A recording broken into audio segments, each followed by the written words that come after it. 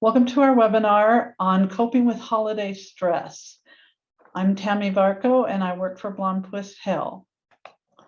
All of us deal with holiday stress to some level or another and for a lot of different reasons. This one is mostly focused on during the holidays, all the different kinds of stress that we can experience and ways to manage it. Most commonly, things we deal with are politics, discussion of politics by relatives or friends or family, religion, bringing up a significant other, whether a current or former one, your past hurts, parenting issues. So how do we deal with those uncomfortable or distressing conversations? Some things that are really good that help are stating clear boundaries about conversation topics. Like we can say it matter of fact, like this is a special room or special, this is where we can talk about those things, or I prefer to talk about them at a different time. Or if it comes upon you suddenly, then you can change the topic firmly but politely. You can suggest a game or activity, use distraction. Using a sense of humor is usually a really good way to deal with it. You can also, now this is not easy when emotions are involved or when there's a strong relationship with someone, is being drawn into arguments. And what we want to do is we want to avoid being drawn into arguments, like excuse ourselves or say, just choose not to comment. If it's known that it's going to be really difficult, we've tried a lot of efforts to have good communication or work things out, we might consider a shorter visit. It's better to have a short quality visit than to have a lot of time where you feel like that it could be a minefield of difficulty. Let's talk a little bit more about boundaries. You've probably heard about boundaries. How does one set boundaries? Usually if you're setting a boundary with someone, it needs to come directly from you if possible. They may or may not set a boundary, or they may try to push past your boundaries or ignore them. So basically it needs to be clearly stated what your limits are, what your expectations are, and what you would do if it's just not going to work. I may need to leave, I may need to leave the conversation, such as that. Now, our boundaries need to be realistic. If you know in the people, the party that you're with, and then you know that they normally talk about certain subjects, it might be better not to have that conversation at all with them in the first place, or tell them ahead of time what you're willing or not willing to talk about. They need to be realistic based on the persons that you're with or the situation. Now, boundaries, it's sometimes hard to set them, but they're ineffective unless we set and maintain them. We can't expect that the other person is going to always respect or maintain the boundary. So even if it's a little uncomfortable, we may need to be the one to do the reminder and make sure that we maintain those boundaries of what we're willing or not willing to communicate about. This is a really good one, really important. We can't foresee every situation, everything that we'll experience, but it's good to plan ahead what you'll do if the boundaries are not respected. Like, what will you do? I mean, it's just like when you set consequences for children or other things. We're going to set this disciplines if you don't do this. If we don't follow through, or if we get panicky in a moment, like, oh, I don't know if I can do this. So make sure that if you set a boundary, that it's something that you will be able to follow through with, and plan ahead for that, because it makes it a little bit less stressful that way. So kind of knowing what you will or won't talk about, what you might be able to say, what you might be able to do. Again, you can't foresee all circumstances, but planning ahead can make it a little bit less stressful. Okay, and sometimes we can adjust them over time. If we find that people that we're with respect our boundaries, or our situation with them changes, or with different people, we can adjust them over time. So that's a little bit more about boundaries. I believe we have other webinars specifically on boundaries too, if you want to look on our webinars that we have recorded. on our YouTube page. Okay, the next situation that might cause some stress during the holidays is unfortunately a fairly common one where divorce is involved. So particularly with parent of the other parent and the families of the other parents or extended family. Of course, you know, and of course you want that the children are going to want to remember having a good time and to feel comfortable and feel loved. But sometimes what people tend to remember are the holidays as a time of conflict and trying to keep adults happy. Again, we can't control what the other partner, the other people do. And sometimes it's hard because when there's divorce, we think of traditions we've always done.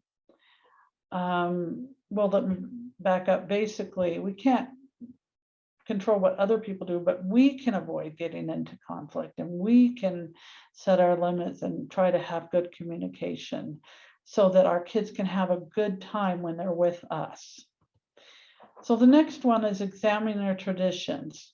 Basically keeping what you like and changing what you don't. This can be hard because we can be used to certain traditions and not even think about it. And then when we're in this situation, oh, it's going to be so hard that kids can't do that. We know there's going to be some changes and some loss and some difficulties. But it's okay to examine those traditions, see which ones you want to keep. That may be comforting to you and any children on keeping ones that you can keep or doing them yourself with the children. And the ones that you want to change are the ones you don't like, that you can give yourself permission to not do that tradition. We don't have to do every single thing. Involving the children, or if you have a new significant other or other family, and decisions about how to celebrate. So it doesn't have to be all on you. You know, if you obviously, if you're clear about something you definitely want to do, you can definitely set that expectation. But if you're not sure and it feels overwhelming, ask the kids, ask others, what do they want to do? Maybe we can't do everything, but how do we want to celebrate this year? We know that it's different. We can acknowledge that it's different, but it's comforting to keep some things that we can and that we want to do. Okay. Resisting the urge to speak negatively of other family members in front of the children is really, really important. The kids should not have to worry about taking sides.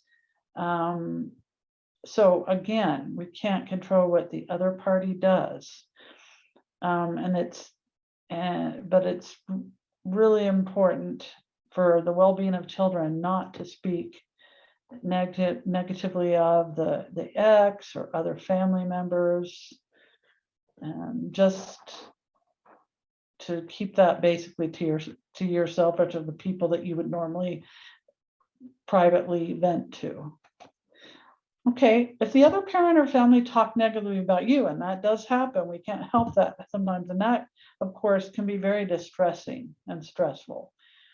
So when the children wonder or feel confused, what you can do is just when you're with them, show them your love, give them your love, try to calmly assure them.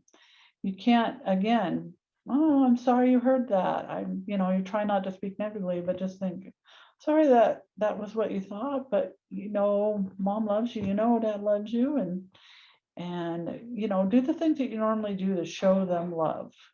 Don't have to get too defensive, just try, and it's hard because the emotions are involved, but just try to say, you know what, we do all these things together, I love you, and just try to calmly assure them.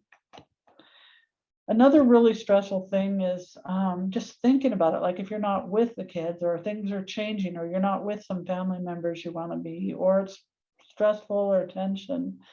And so when you're on your own, trying to find some other things you can do, find it constructively, or even just ways to relax. Like I'm going to do things that usually relax me during that time, or spend time with other friends or family during the time. Acknowledge how we feel. Okay, it can be really sad and everything, but not sticking and wallowing in it and going down the spiral. Basically, try to think of things you can do, things that can calm and relax you, things that might be otherwise fun during that time while you wish you were with, for instance, kids. And that's just for your own well-being. Changing traditions. This is another thing. We're going to talk specifically more about that a little bit. So traditions can become routines without meaning, things that we always do. And sometimes that's great. We love to do them. There's comfort in doing traditions. But sometimes if it just seems overwhelming or there's too many, or they weren't our tradition, but we incorporated them into the situation, it's okay to even if it's not for divorce, just to question and saying, is this a tradition that we want to keep? Let's keep it if we do, but do we have to? Or remembering why are we doing that? So when your holiday traditions or plans are facing change, you can consider what meaning that tradition has. Can it be adapted? Do I like this tradition? Does this tradition fit for our family? Is it realistic this year? Like, I imagine a lot of people had this situation last holiday season during the pandemic. We've been in the pandemic a little bit longer now, but had to adapt. And, you know, does it fit with our current family constellation? Is it realistic? Would it be helpful to hold on to this tradition? We might want to keep a tradition. As we know, many people really do feel stressed with any kind of change.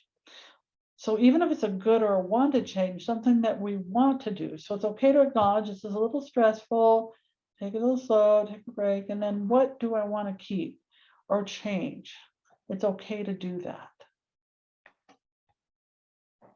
All right. Another thing, another situation that can cause a lot of stress during the holidays is when we're experiencing grief and loss. Obviously, there's going to be more emotions, and nobody should tell us what we should or shouldn't, how long grief should or shouldn't last. Now, if it becomes complicated where we can't even function and that's going on a long time, we might want to seek some support group or professional help for that to help us through that. But when we're experiencing grief and loss, of course, there's going to be more emotions. We might have a difficult time dealing with things if we normally would, or having the energy or seeing anything good in things. So first, I want to talk about how grief and loss can be experienced for many things. It's not just the loss of loved ones to death, although that's a huge loss, but loss of our feelings of security, changes in holiday plans or traditions, that loss of that, the loss of family time and connection. These are things that we can experience during the holidays. So giving ourselves the space to be upset, even schedule some time to go through our emotions, allow ourselves our feelings, to find ways to get it out, whether it's talking to someone, or write it out, or doing some self-soothing things. What we want to do is acknowledge the feelings, not ignore them, not stuff them. We want to be able to express them. And if we're more private, we do that privately. That's okay. If we prefer to have someone like a group or someone that we go to with our feeling, that's okay. But what we want to be careful not to do is to go down the spiral where all we can see is a negative, and we're spending a lot of time doing that. So in other words, allowing yourself the understanding, the grace, the compassion when you're going through grief and loss, and give yourself that space to experience it. Help yourself not, though, however, to go too far down the spiral. Okay. Sometimes it can be really helpful to add some meaningful rituals to remember loved ones who are not able to be with us. Some people have an extra ornament, some people have a picture, some people do things the other person would do, or just allow ourselves to talk about them. Watching, looking at funny pictures or movies of the people, or just a little, lighting a candle, doing something to remember that person. And it is okay to laugh. It's okay to laugh in remembering that person.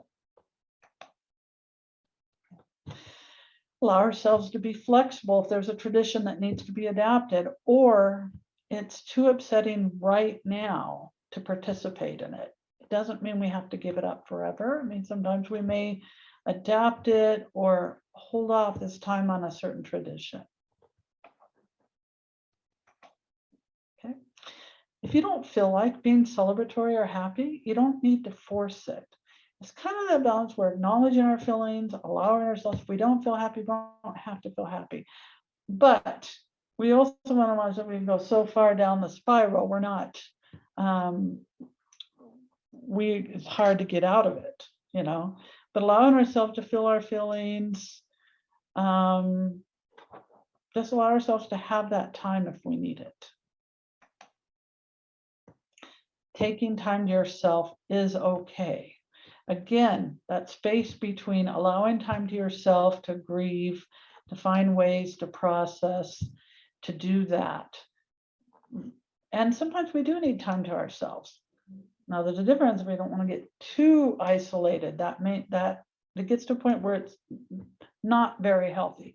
But allowing yourself some time to grieve and for loss is definitely okay. We don't have to always put on the smile like everything is okay.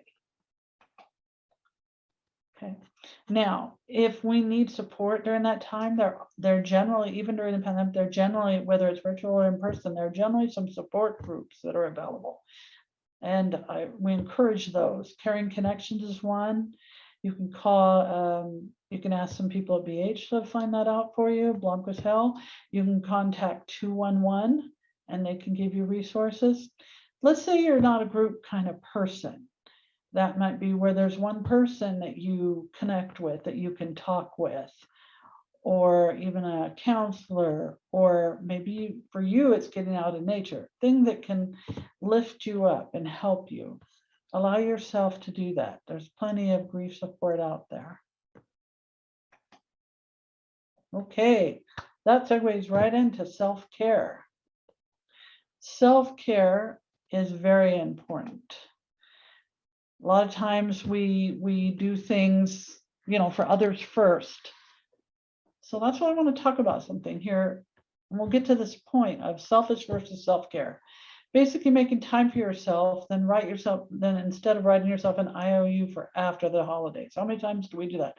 Oh, I know I got to do that or take care of that after the holidays. I've got to get all this done. And yes, there's a lot to do. But again, re-examine tradition things. Do we have to do all of them? And making time for ourselves, not as an afterthought. It is okay to make time for ourselves. Now, the concept of selfish versus self-care.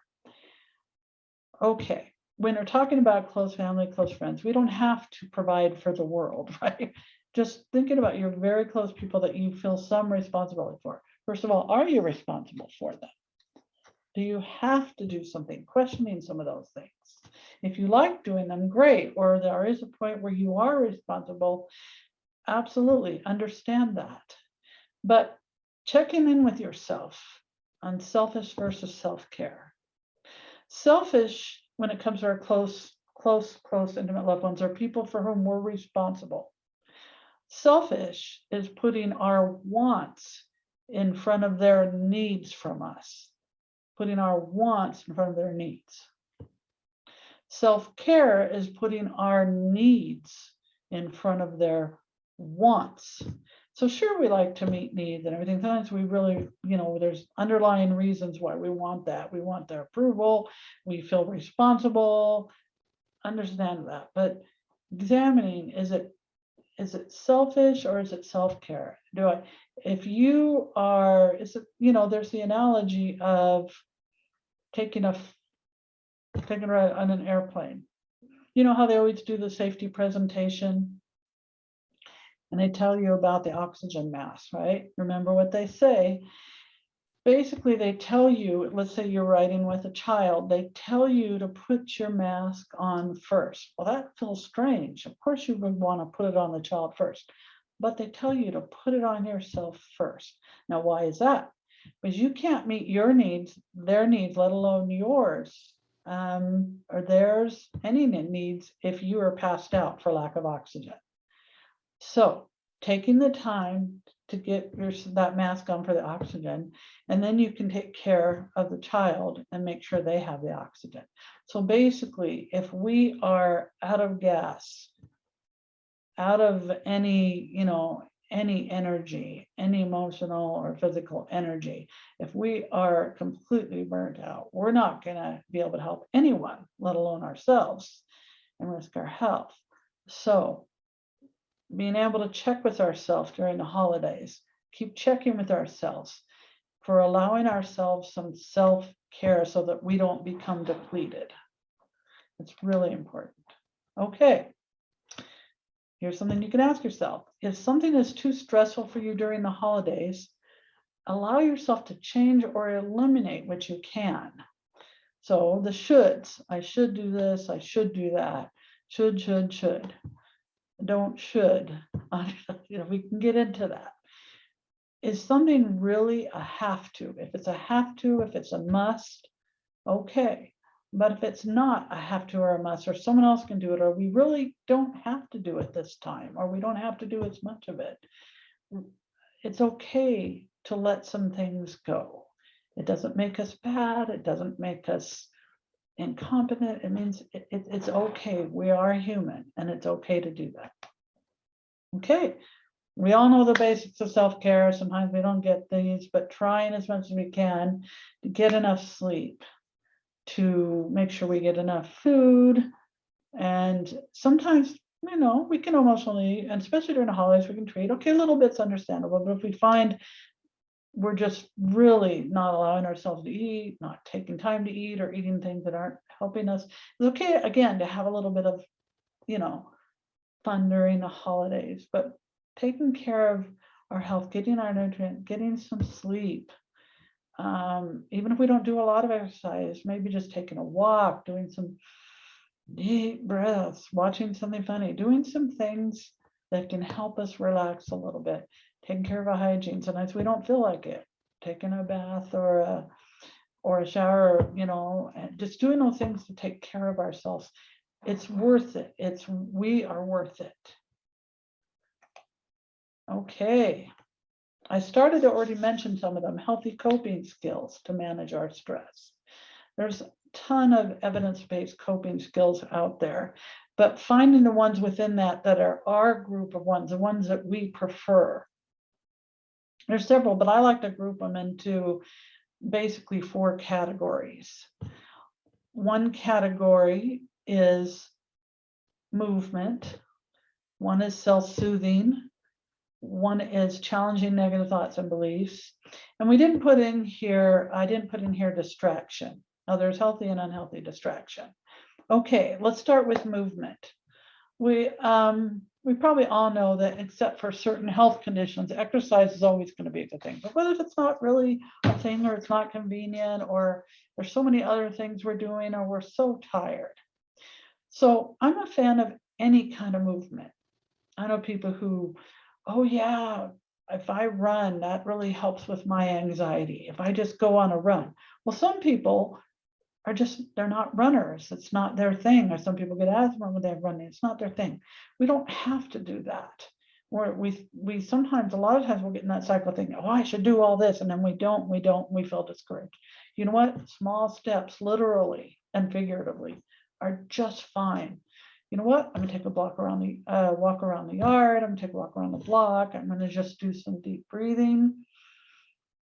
Depending on our health, we could just do some stretching every day, lying in bed, just doing some stretching, definitely some deep breathing, because we tend to breathe shallowly or hold our breath when we're stressed.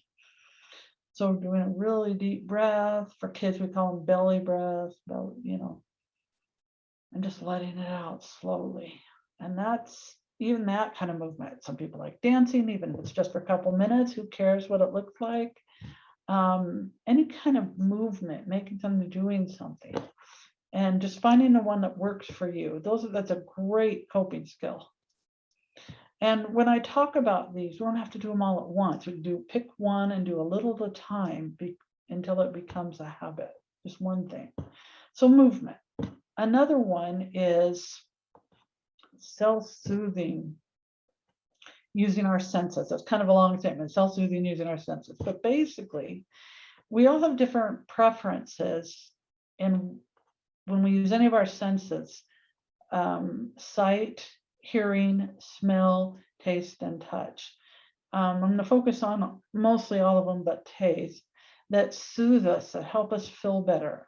Because of course, there's stress eating, stress drinking. We understand all of the reasons we would do those things, drinking, whatever, gambling things, because they do give temporary relief.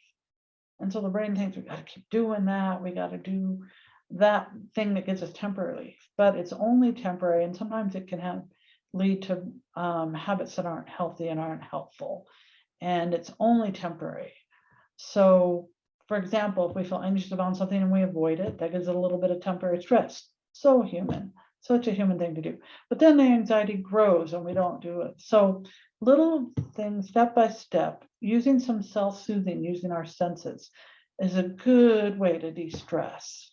For example, someone who usually can de-stress visually is someone who will do things like be out in nature or look at really beautiful pictures or paintings of things, or even they have like on YouTube things where you can walk through the forest, self-soothing visual things, having inspiration or positive reminders, a visual thing, watching a funny video. Why do you think cat videos are so popular? Funny videos, things that make you laugh, or things that, so visual things can help some people. Some people that doesn't do much for, they prefer auditory. In those situations, these are people that relax by listening to music or to certain sounds like water or calming noises, the sound of a waterfall, or certain music that just really helps people relax. Really encourage those. Okay, so that's auditory. And then there is smell. That's why some people like the aromatherapy, certain smells that bring back memories. Memory is tied a lot to that and just relax us. Other people that doesn't really do much for, so they might choose instead touch, the last one I really want to talk about for self-soothing. Touch, tactile, is really good for self-soothing. For people who relax in this way, they will do things such as ask for a hug, put a blanket around them, pet the animals, knead dough, use a squeeze ball or a squeeze toy, take a bath, touch, tactile things that help you relax. Can't forget to mention the deep breathing. I put that in the movement category. Another thing I want to go back a little bit is on the visual, is calm visualization. Some people do meditation. Some people have a hard time with meditation. You can do a short calm visualization. There are things online where you can learn that, and even one of our therapists can teach you how to do the short calm visualization, picturing a safe, happy place, whether from a memory of yours, a real thing, something that you make up. For example, some people will do a short calm visualization where they picture themselves at the beach. They're on the beach and they're just sitting on the beach really comfortably, really safe, and they can hear the water going in and out and see the waves and hear the birds. So that's another visual one. So those are the self-soothing ways to manage stress. Now, all of these, none of them are a habit unless we do them a little at a time. We don't usually get habits immediately. So we might forget one time or not do it one day. As long as you pick one and do it over some few weeks, we might forget some days, but as we keep doing that, then it can become more of a habit. And that's really helpful for self-care. Finally, in that, and then there's more coping skills, but finally in that category of coping skills is challenging our negative thoughts and beliefs. We all have core beliefs we develop as we live through life. Some of them are true and helpful. Others are not true or not helpful, but we really believe them.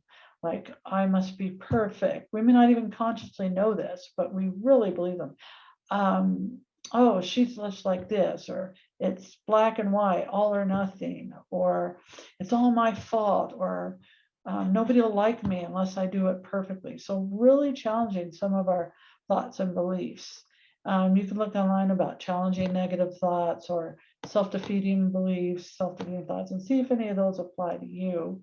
And challenging yourself and asking yourself, is it true? Where's my evidence? The harder ones are the unknown, the ones we don't know, where we're like, I don't know if it's true or not. And then we can tend to think toward the negative, like it must be. But we question, do we know that? Do we have 100% surety? And so if we don't know, we can ask ourselves, okay, I don't know if this is true or not, but is it likely, based on my experience and based on the knowing, is it likely this is going to happen? So coping skills, using those would be really good for help during holiday stress. Okay. Doing things for others. Now, I'm not saying burdening yourself. For those of you who are doing 10 million things for people and you get burnt out. But let's say you do have some time and you start just ruminating, thinking about things, and you don't know what to do to feel better. Sometimes picking one thing or one activity to do for someone else can really lift our mood, and it can also serve as a good distraction, healthy distraction from doing something we really need to do. While very human, is not very helpful, but distraction from negative thoughts, that is very helpful. So doing something for others is a way to do that.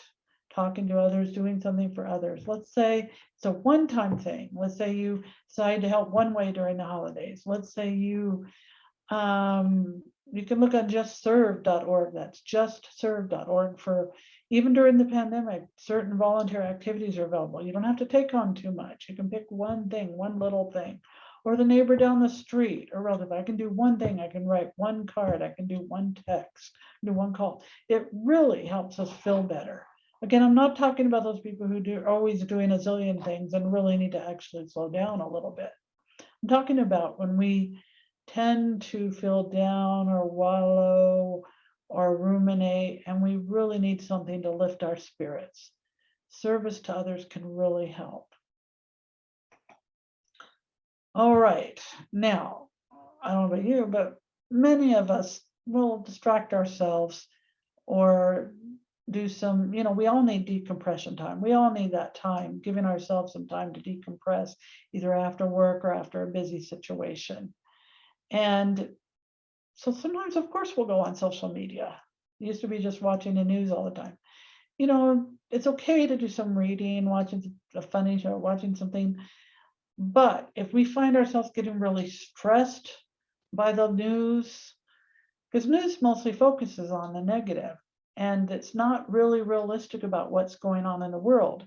It disproportionately focuses on negative till all we can think of is everything is negative, instead of, it's only part of what's going on. It's not that the things aren't difficult. It's just really gives us a skewed view of what is reality. And social media with the expectations and comparisons, and I have this and I have that, and you should be like this and be like, so we find it's bringing us down. And particularly for that, it's really a good idea to limit it and do something else.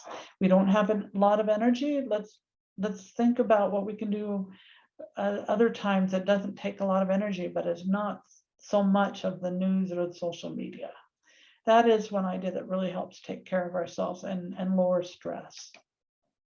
Okay, so I would say most of us at times have some unhealthy coping mechanisms we've learned, because they do give temporary relief, but again, they either can make the anxiety worse over time, or they don't really help us, and we don't have to put ourselves down for it.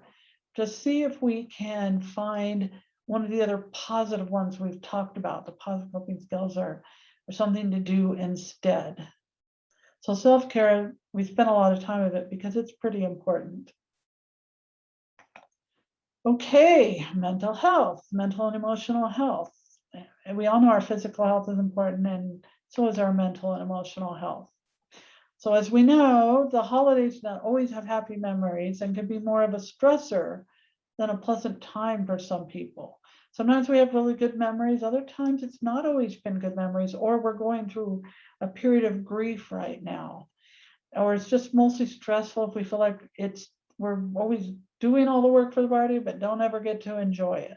Okay, stepping back and realizing again what we can let go, or if that is our situation, there's some things we can do. So life changes, things change. We don't have the same situations, people around, or some things we could consider are, can we make new memories? Can we do something different during the holiday? Is there sure might be really sad or difficult memories during a holiday, but can we make at least one new that we like or that we can enjoy? And over time, as we do more of that new one, the holidays may not only be associated with the negative that way.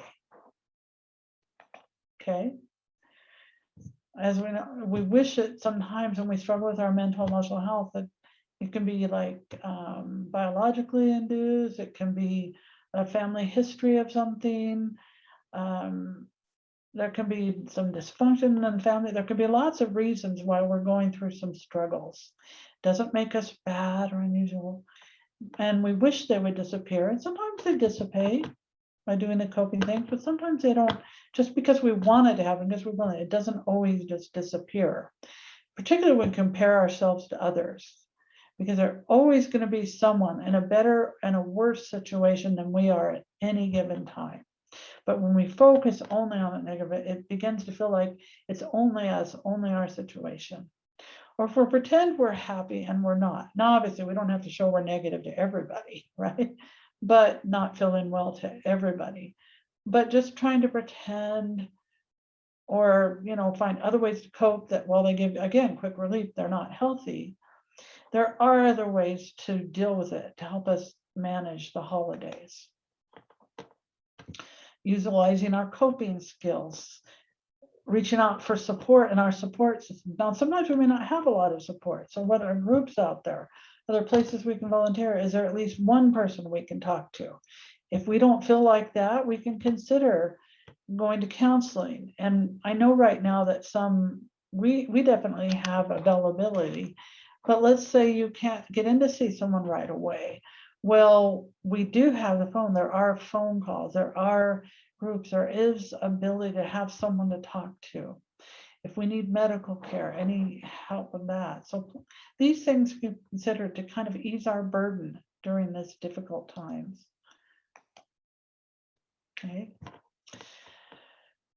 So sometimes when people we love, if they're having problems, we're like, oh, you need to contact me. Why didn't you reach out to me? I really want you to let me know. Well, the same is true for us. There's no asterisk that says, oh, except for me.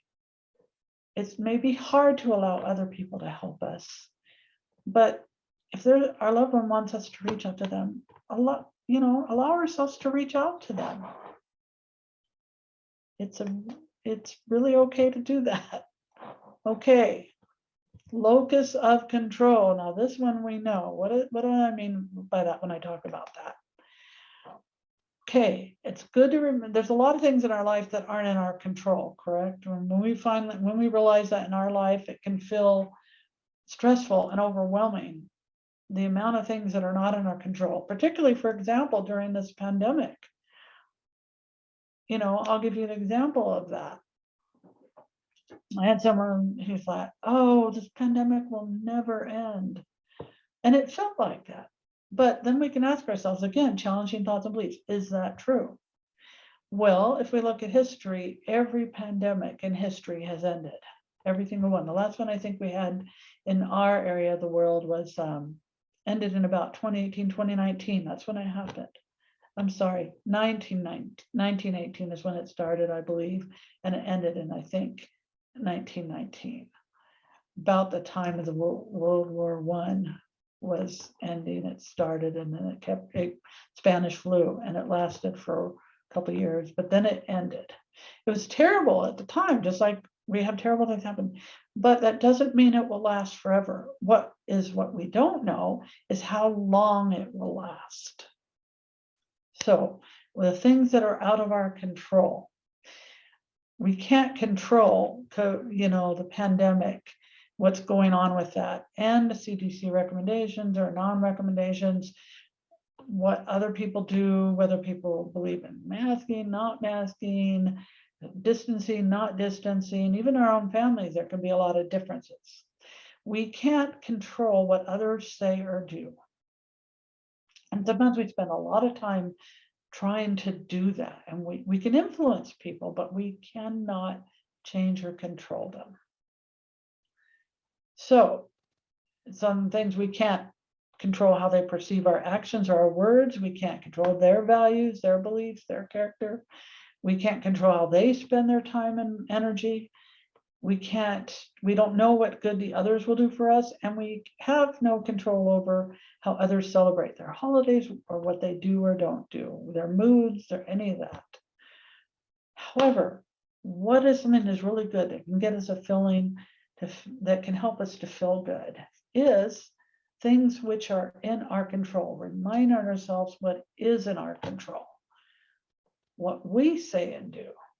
This can become in our control or is in our control. What value we place on our traditions and relationships, your values, your beliefs, your character, you have control of that.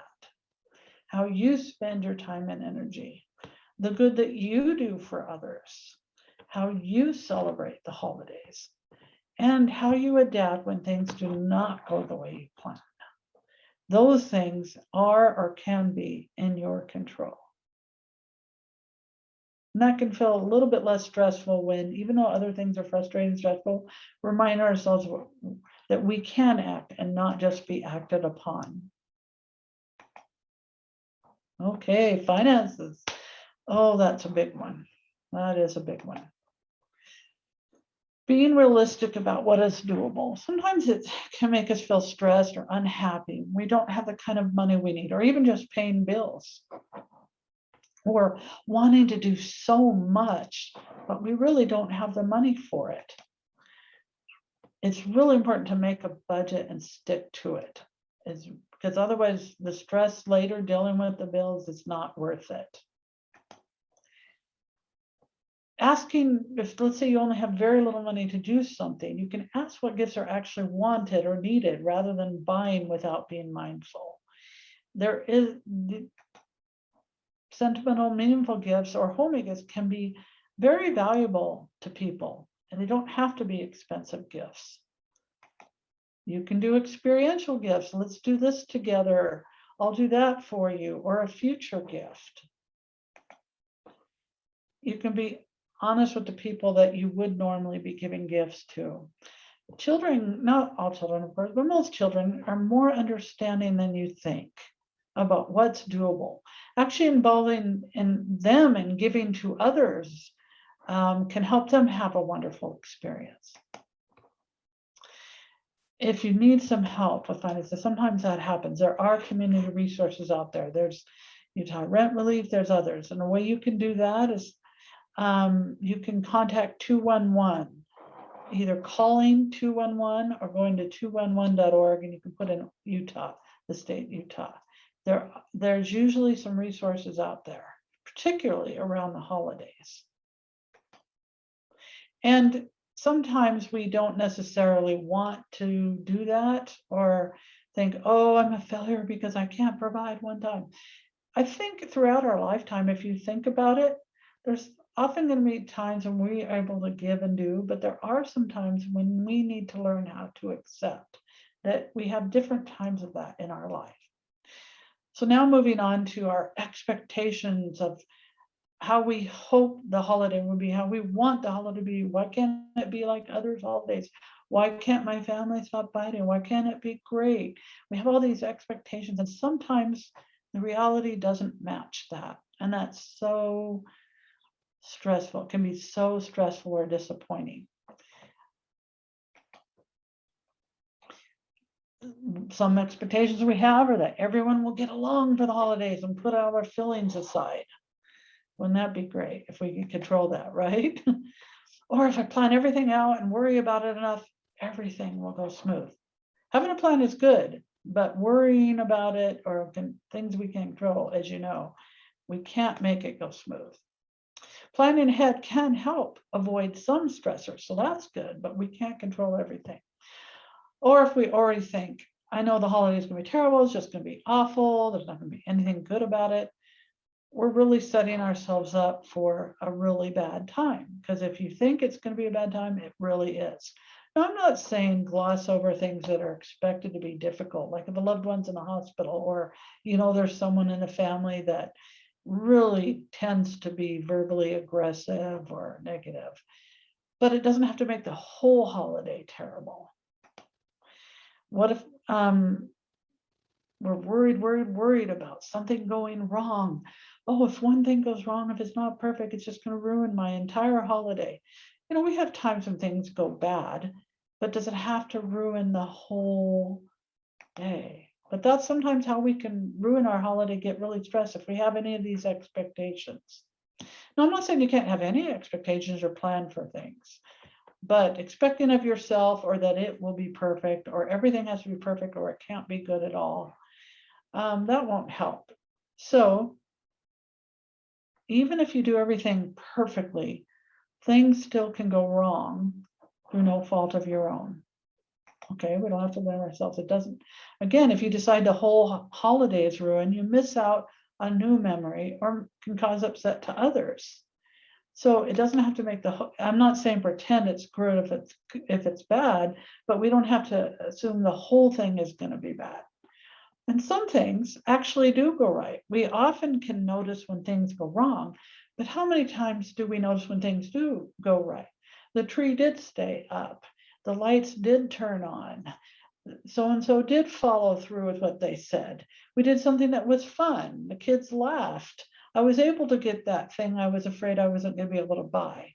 So sometimes noticing what actually does go right is a really, really healthy way to deal with stress and help us feel better. Okay, let's talk a little bit about alcohol and drugs. Some people, this is a real struggle, and holidays can be a real trigger point. So being honest with yourself if it's an issue for you, about what you can handle and the consequences in overindulging. Knowing our triggers is really important, because we can justify and talk ourselves into things. Being honest with others if we need support to stick to a commitment, to cut back or abstain. What if we need help to stick to that commitment? What if we need some accountability? Please reach out for that.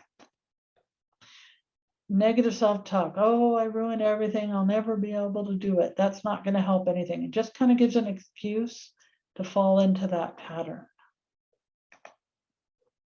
Planning ahead for holiday situations where alcohol or drugs may be present. Do we need to go to that event? And if we want to go to the event, can we bring our own drinks, or can we have a way to be accountable? Someplace or someone we can connect with during that time. If you find yourself justifying or talking yourself into something that you said you were not going to do, then it's likely that you probably shouldn't do it. Again, it's that justifying the behavior that won't help you.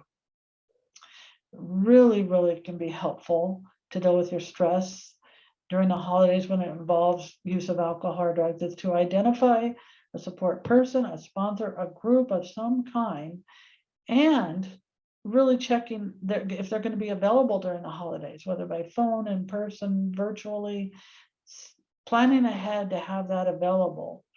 Like, let's say of a group, oh, but I haven't contacted them yet. I'm not going to contact them, or I don't know that person. I'm not going to call them. They don't want to know during holidays, or calling or wanting to go in and finding they're not open.